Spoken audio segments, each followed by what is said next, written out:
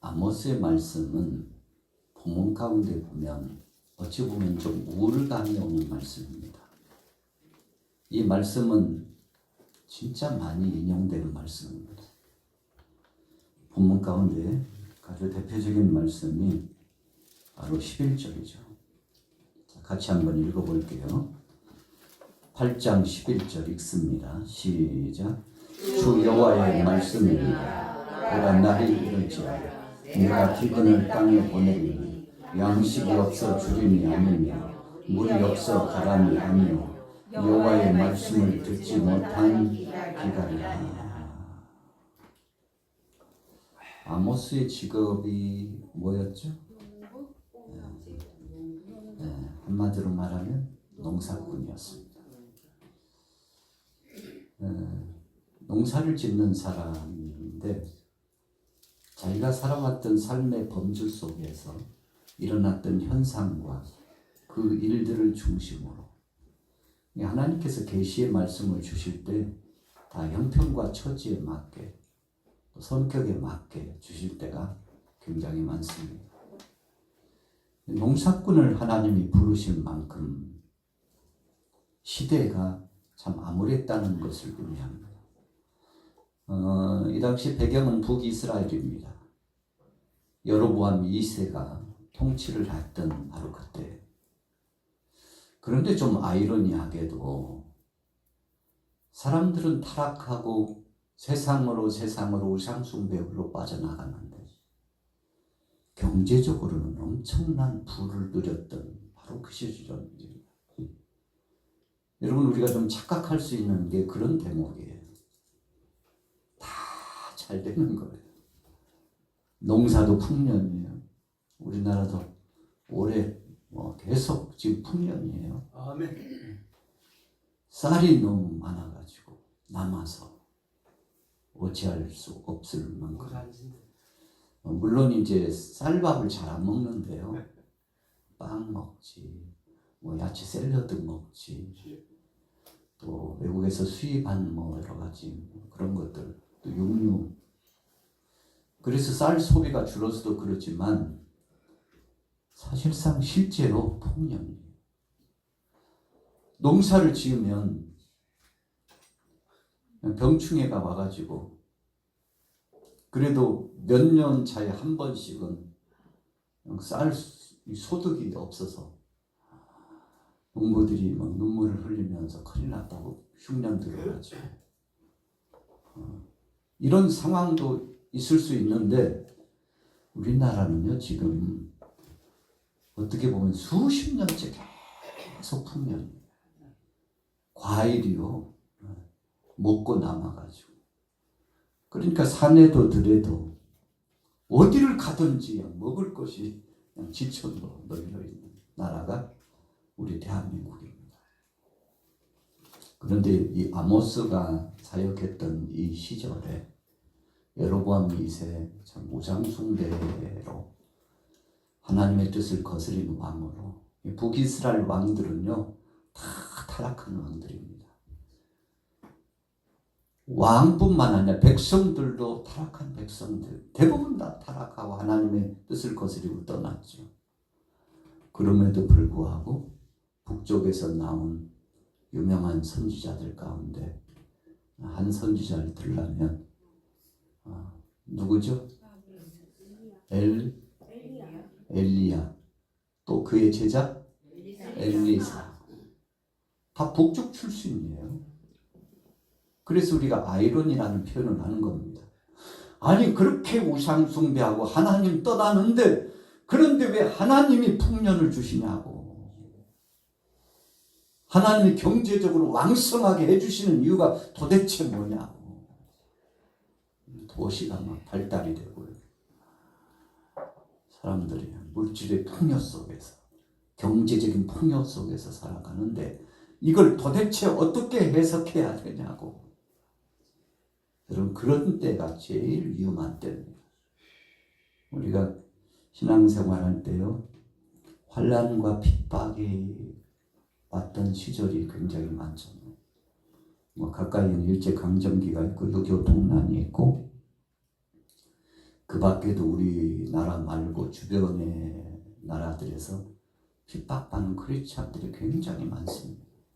가까이 중국만 해도 종교 자유라고는 하지만 그러나 그건 진정한 자유가 아니죠. 온전한 진리를 용납하지 않습니다. 심판, 주님의 다시 오심 어림도 없죠. 만왕의 왕 되신 예수님, 이런 메시지 어림도 없습니다. 상자교회가 있지만 제한적인 복음을 전하는 겁니다. 심판에 대해서 정치적으로 나라의 수장이 또 하나님 앞에 죄를 범하면 심판받는다. 이런 메시지 전하기가 쉽지 않습니다. 사람은 반드시 천국과 지옥이 있어서 하나님의 심판을 받는다. 그러니 선악과를 심판하시는 하나님만이 만왕의 왕이시고 만주의 주시라고 이렇게 선포하는 메시지 어림도 없습니다. 여러분, 교회가 제한적인 복음을 전하게 되면 그것 자체가 시대가 타락한 증거입니다. 전해야 될 말씀을 제대로 전하지 못하는 그 시대가 되었다는 것은 하나님의 진노의 심판이 가까운 것을 의미합니다. 여러분, 북쪽과 남쪽이 갈라져 가지고 가진 것 가운데 하나의 비극이 북쪽 사람들이 남쪽으로 갈 수 없어요. 남쪽 사람들이 원치도 않습니다. 남유다가 원치 않아요. 그런데 성전이 어디 있었죠? 남쪽 예루살렘 성전. 그러니까 북쪽 사람들이 그런 이유도 있겠지만 북쪽 사람들이 다 남쪽으로 내려가 살면 또 큰일 나잖아요. 정치적인 목적이 또한 있어가지고 굳이 남쪽 예루살렘 성전에 갈 필요 있어? 우리도 하나 지으면 되지. 지키는 지어 맞지만 온전한 예배가 아니에요. 온전한 성직자들의 섬김과 헌신이 아니에요. 거기다가 여러분 우상을 만들어 놓고 금송아지 우상을 만들어 놓고 숭배하는 일에 앞장서. 오늘 본문에도 봐요. 이렇게 타락한 시대에 저들이 비틀비틀 거렸는데 14절 보세요. 14절 같이 한번 읽어봅시다. 14절 시작. 사마리아의 죄된 우상을 두고 맹세하여 이르기를 다나 내 신들이 살아있음을 두고 맹세하노라 하거나 브엘세바가 위하는 것이 살아있음을 두고 맹세하노라 하는 사람은 엎드려지고 다시 일어나지 못하리라. 아멘. 여러분, 온전한 예배, 온전한 제단을 통해서 하나님 앞에 영광 돌려야 되는데 그러지 못했습니다. 그냥 성직자 세워도 마음대로 말씀에 이 법칙과는 상관없이 성직자가 세워지고, 그리고 예배도 온전한 예배, 말씀 중심이 아니고 우상과 더불어서 혼합주의 막 섞어가지고 혼합주의. 그런데 이상하게도 정치, 경제, 문화가 막 융성하고 발전하고 있는데 사람들이 착각하는 거지. 이제 그때는 여기를 보라고 하나님이 우리와 함께 하시는 거 아니냐고, 우리가 믿는 신앙이 진짜 아니겠냐고, 저 남쪽 것들은 아무것도 아니라고, 이 북쪽이 제일이라고 자기 나름대로 해석하는 겁니다. 하나님께서는 원치 않고 기뻐하시지 않는데 그냥 보이는 가시적인 역사가 잘 되는 것을 보면서 거기에 매력을 느끼고 보라고, 이렇게 하니까 복이 많은 거 아니냐고.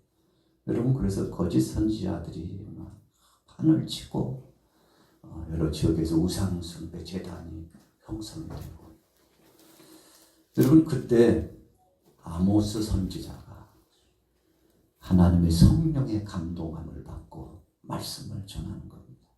여러분들, 육신적인 것 보지 말고 영적인 것 한번 돌아보세요. 그런 메시지를 전하는 거예요. 지금 잘 먹고 잘 사는 것이 중요한 것이 아니고 영적으로 굶주리고 있는 이 영혼이 핍절해지고 영원히 망가지고 하나님을 떠나고 하나님의 진노의 심판이 가까워오고 있는 이 영적인 역사를 한번 보라고 하나님의 말씀을 전하는 겁니다. 여러분, 정치적, 경제적, 문화적으로, 사회적으로 뭔가 용성해 보이고 왕성해 보인다고 해서 그것이 하나님 뜻대로 사는 선한 행보의 모습이라고 착각하지 말라고, 오늘 여러분들의 마음을 보고 주의를 보라고. 하나님 말씀 중심의 것은 사라지고 하나님 말씀 중심 아닌 것들이, 가증한 것들이 거룩한 곳에 다 서 있지 않느냐고 이 말씀을 전하는 겁니다. 그리고는 개인적으로 자기 마음들을 한번 돌이켜보라고, 가정을 돌이켜보고 자녀를 돌이켜보라고, 진짜 진리 안에 서 있는지 비진리 안에 서 있는지 한번 보라고, 정신을 바짝 차리라고. 하나님의 진노의 심판이 가까이 오고 있다고. 여러분, 이런 때 메시지를 전하는 것이 진짜 힘든 겁니다. 차라리요, 어려움이 오고 고통이 있으면 사람들이 기도하는 자리라도 찾아보죠. 하나님, 우리가 언제부터 어떻게 무엇이 잘못됐는지 깨닫게 하시고 변화를 경험하게 하옵소서. 그런데 다 풍성하고 잘 되니까 기도가 필요가 없어요. 온전한 예배가 필요가 없어요. 하나님의 말씀이 필요치 않아요. 영적 상태가 빈곤해졌다는 겁니다. 육신적으로는 배부르고 잘 먹고 잘 지내는 것 같은데 영적으로는 정말 큰 흉년을 만났다는 것을 질타하면서 한번 돌이켜보라. 정말 하나님 말씀 안에 거하고 있는지 말씀 밖에 있는지 다른 것에 기준을 삼지 말고 하나님 말씀의 기준을 삼으시라고. 자, 이렇게 전한 말씀이 오늘 본문 말씀입니다. 조금 앞으로 가볼게요. 4절부터 우리 같이 한번 읽어보겠습니다. 4절, 8장 4절부터 읽겠습니다. 시작. 가난한 자를 삼키며 땅에 힘없는 자를 망하게 하려는 자들아, 이 말을 들으라. 너희가 이르기를 월삭이 언제 지나서 우리가 곡식을 팔며 안식일이 언제 지나서 우리가 밀을 내게 할꼬. 에바를 작게 하고 세계를 크게 하여 거짓 저울로 속이며 은으로 힘없는 자를 사며 신한 켤레로 가난한 자를 사며 찌꺼기 밀을 팔자 하는도다.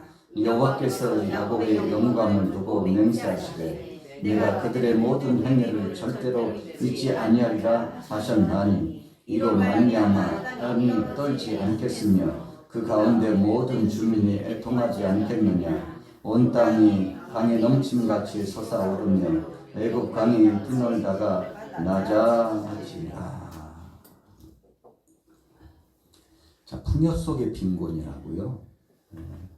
잘 사는 사람들은 한없이 잘 사는 것 같고 없는 사람들은 계속 고통을 당하고 굶주림 속에서 허덕이는 이런 일들이 양극화, 극한 상황이 한편에서는 막 넘쳐가지고, 그런데 한편에서는 없어가지고 고통스럽게 사는 사람들, 이것을 우리가 사회적인 병리적 현상이라고 그럽니다.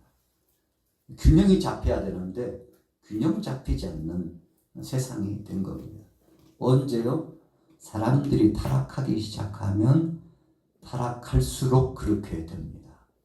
그래서 힘 있는 사람들, 권력이 있고 또 돈 있고 또 여러 가지로 득세하면서 힘께나 가진 사람들이 약한 사람들을 얕보고 다 자기 세상인 것처럼 그렇게 세상이 돌아가고 흉흉한 시대가 되어가고 있다는 거죠. 그런데 그들을 하나님께서 반드시 심판하시리라고 말씀을 전한 겁니다. 그래서 풍요 속의 빈곤이라고 하나님 앞에서 겸비하지 못하고 겸손하지 못하고 물질 만능 중심으로 우상 중심으로 살아가는 사람들에게 질타하고 하나님의 심판이 곧 임박했다고 정신을 바짝 차리라고 말씀을 전하게 된 거죠.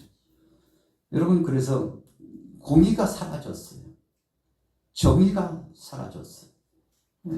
바른 것이 잘 되고 바른 것이 인정받고 바른 것이 세상을 변화시켜서 온통 세상이 밝아져야 되는데 엉뚱한 것이 서서는 안 될 곳에 세상을 지배하는 듯하면서 그렇게 세상 속에서 안타까운 상황을 만들어가고 있다는 것입니다. 자, 9절로 넘어가 볼게요. 뭐라고 말씀했는지 9절 같이 읽습니다. 시작. 주 여호와의 말씀이니라. 그날에 내가 해를 대낮에 지게 하여 백주의 땅을 캄캄하게 하며 너희 절기를 애통으로 너희 모든 노래를 애곡으로 변하게 하며 모든 사람에게 굵은 배로 허리를 동이게 하며 모든 머리를 대머리가 되게 하며 독자의 죽음으로 말미암아 애통하듯 하게 하며 결국은 공고한 날과 같게 하리라. 주 여호와의 말씀이니라. 보라, 날이 이를지라 내가 기근을 땅에 보내리니. 성경에 보면은요, 이 말씀, 이런 말씀이 있어요. 귀가 있어도 듣지 못하게, 입이 있어도 말하지 못하게, 눈이 있어도 보지 못하게. 하나님이요, 다 가리시고 닫아버리시는 때가 있다고 그랬는데 이 말씀은요, 비극입니다. 기회를 갖기를 원치만 그 마음의 중심이 올곧지 못하기 때문에 바르지 못하고 정욕적으로 구하는 것이기 때문에 하나님이 허락지 않으신다는 영적인 의미가 있습니다. 왜 그런가요? 하나님 뜻대로 살지 않고 하나님의 뜻을 거스리고 불순종하는 세대가 혹시 회개하고 돌아와서 구원받을까 봐. 어찌 보면 조금 앞뒤가 안 맞는 것 같잖아요. 왜 그런 것일까요? 여러분, 하나님께서 심판하시는 그 때가 꽉 찰 때까지는 절대 열어주시지 않는 때가 있습니다. 그래서 그들이 당할 만큼 당하고 고통 속에서 몸부림치면서 하나님을 믿고 앙망하고 하나님 앞에 예배자가 되는 것이 정말 참 좋은 것이었다는 것을 절감하는 그 순간까지 하나님께서 더디게 인내하도록 기다리도록 하시는 때가 있다는 겁니다. 오늘 본문은 바로 그런 말씀입니다.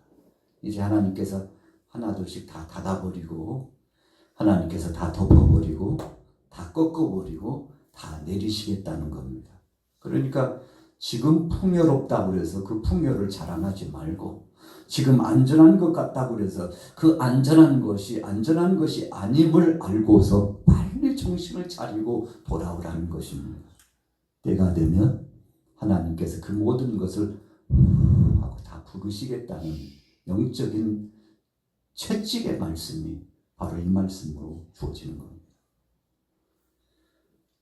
그래서 저들이 풍요하고 안전하다고 했지만 사실은 심판이 시작되었다는 사실을 말씀하고자 한 겁니다. 자, 어떤 것이 심판입니까? 무지에서 알지 못하는 것이 심판이라는 것을 말씀한 거죠. 자, 11절부터 다시 읽어볼게요. 11절 말씀 시작. 주 여호와의 말씀이니라. 보라, 날이 이를지라 내가 기근을 땅에 보내리니 양식이 없어 주림이 아니며 물이 없어 가람이 아니며 여호와의 말씀을 듣지 못한 기가 있으리라. 사람이 이 바다에서 저 바다까지 북쪽에서 동쪽까지 비틀거리며 여호와의 말씀을 구하려고 돌아다녀도 얻지 못하리니. 구할 수가 없대요. 찾을 수가 없대요. 그래서 비틀비틀 거린대요. 영적인 실상을 말씀하는 거예요. 하루 세 끼 먹고 배는 부르고 여기저기에서 불을 막 축적하고 떵떵거리면서 사는 사람들 많아지는데 또 다른 한편에서는 제발 우리하고 좀 나눔을 달라고 하는 사람들이 많아지고 세상이 흉흉해지고 풍요 속에서 더 흉흉해지는데 더 기가 막힌 것은 저들이 하나님 말씀 안에 들어오고 회복이 돼야 되겠는데 그 말씀을 받고자 하나 찾고자 하나 찾을 수 없고 받을 수 없는 그런 상황이 쫙 이어간다는 거죠. 여러분, 이것을 영적 기근의 시대라고 합니다. 오늘날 한번 보세요. 교회 수가 얼마나 많은지 몰라요. 또 길거리에 가보면 크리스찬들이 얼마나 많은지 몰라요. 기독교 수가 줄었다고는 하지만 우리가 1000만 이상이 되었다가 지금 점점 이렇게 떨어지고 있는데 지금은 500만, 600만 이야기까지 나오는데 통계죠. 정확한 건 아니지만 점점 떨어지고 있는데 여러분, 그러니까 이 상황 속에 그 무수한 크리스찬들이 많음에도 불구하고 세상 사람들이 지금 한번 보세요. 허우적거리고 있어요. 얼마나 허우적거리고 있는지 몰라요. 왜요? 바른 진리를 찾을 수가 없고 만날 수가 없어서 허우적거려요. 이유가 뭡니까? 이 백성들이 하나님의 말씀을 경시했기 때문에 그렇습니다. 어쩌면 저와 여러분들도 그런 부류 속에 속하고 있지 않는지 조심스럽게 우리들을 영적으로 진단해 볼 필요가 있어요. 혹시 나도 그렇지 않는가? 성경은 가지고 있는데 이 말씀이 명약이 되고 위로가 되고 힘이 돼야 되는데 눈으로는 읽고 설교도 듣는데 그 말씀이 내 삶 속에서 접목이 되고 적용이 되고 활성화가 되고 나를 변화시키고 내게 진정한 이러한 능력과 은혜를 주고 그래야 되는데 혹시라도 예배 시간이 따분다. 말씀 시간은 더 지루하더구만. 막 졸음이 몰려오는 견딜 수 없고 오늘 주일날 교회 와가지고 뭘 들었는지 아무것도 안 들리더구만. 아무것도 안 들려. 무슨 얘기 했는지 몰라. 오전 시간에 무슨 말씀했어. 이게 기억도 안 나는구만. 믿음의 선한 싸움. 네? 믿음의 선한 싸움. 믿음의 선한 싸움. 이렇게 고백하면 박수 쳐줘야 돼, 안 쳐줘야 돼?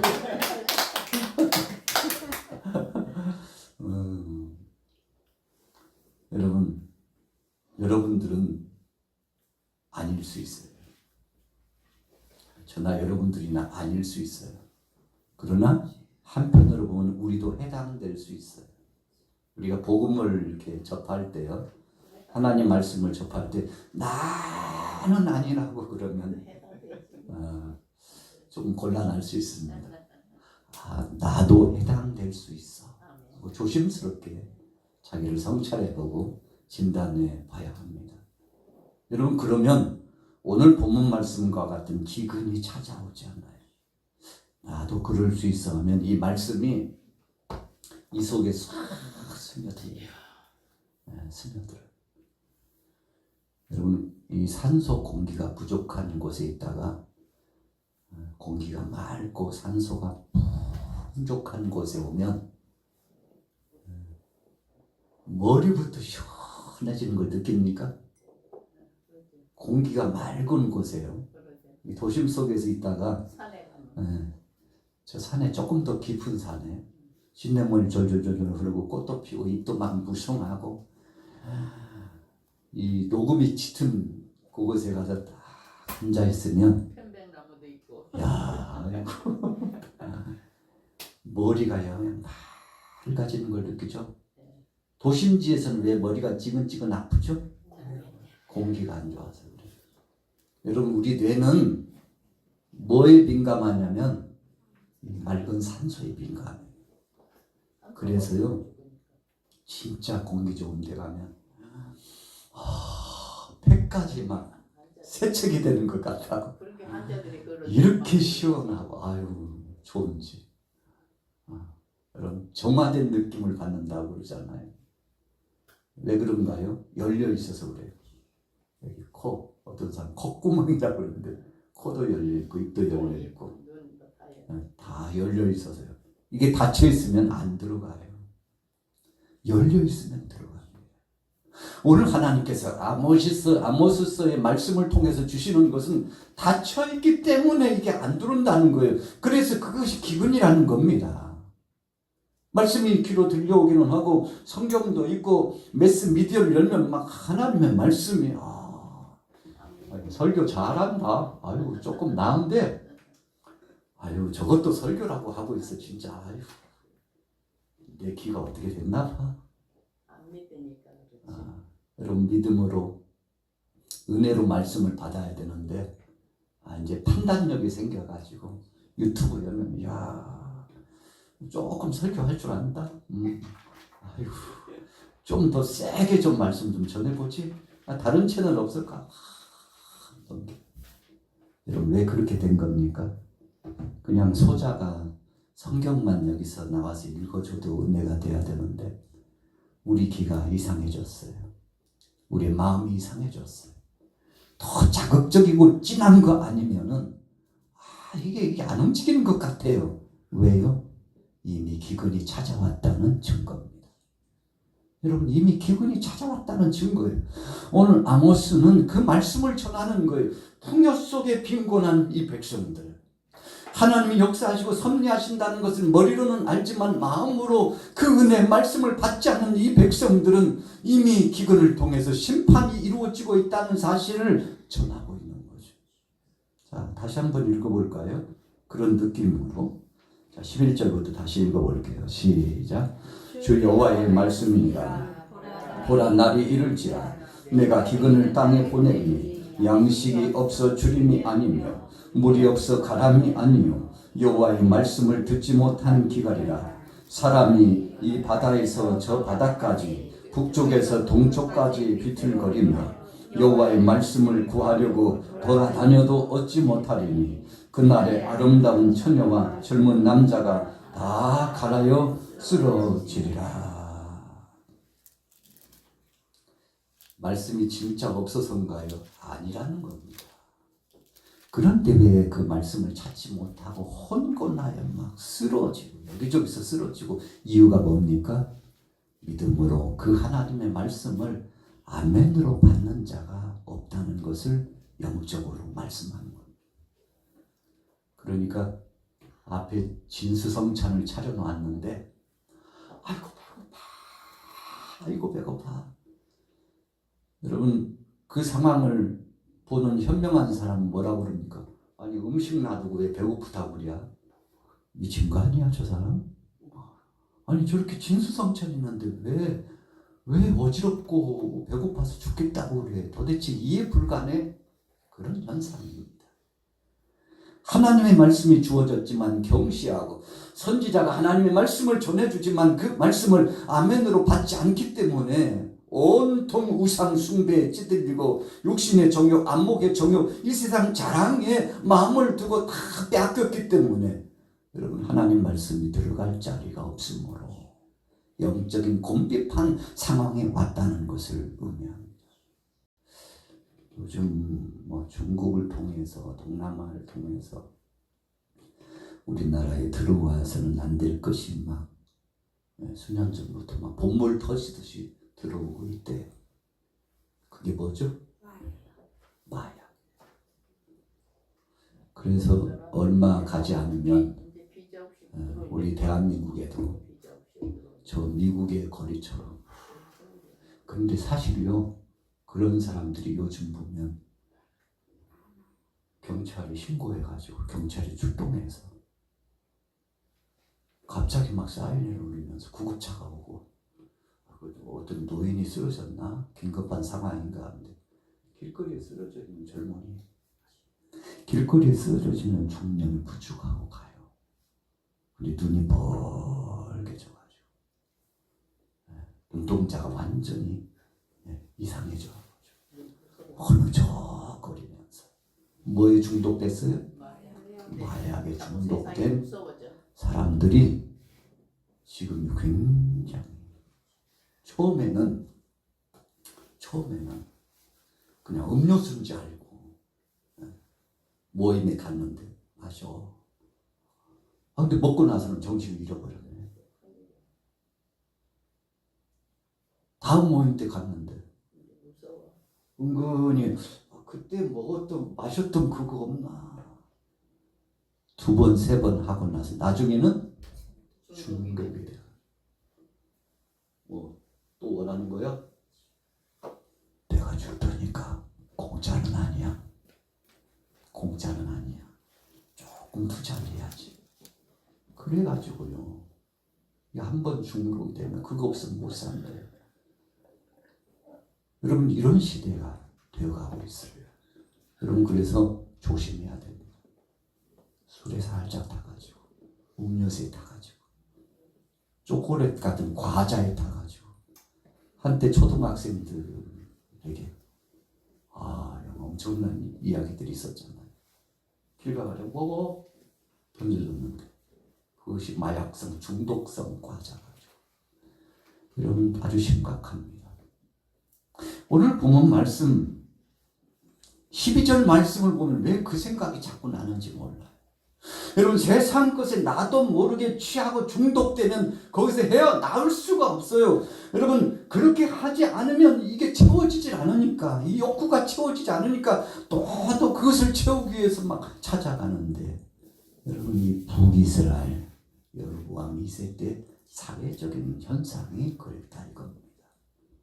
여러분 오늘날도 다르지 않아요. 뭐가 다른데요? 2000년 전 예수님 계실 당시에도 엄청났습니다. 그래서 예수님이 직접 말씀을 전해주는데도 불구하고 가장 옆에 있었던 유다 봐요. 가장 가까이에서 은혜를 받았던 베드로 봐요. 여러분 넘어지는 건 순식간입니다. 여러분 그래서 나는 괜찮겠지 하면 큰일 납니다. 아니에요. 예외는 없습니다. 사탄은요 예외가 없어요. 누구든지 믿는 자들은 더 그래서 이단자들이 찾아다니는 것은 교회에 있는 집만 찾아다녀요. 그래서 교회를 찾아다녀요. 악한 권세들이 그런 겁니다. 최후의 발악을 하는 거죠. 자, 그런 맥락과 의미를 가지고 12절부터 다시 한번 읽어볼게요. 12절 시작.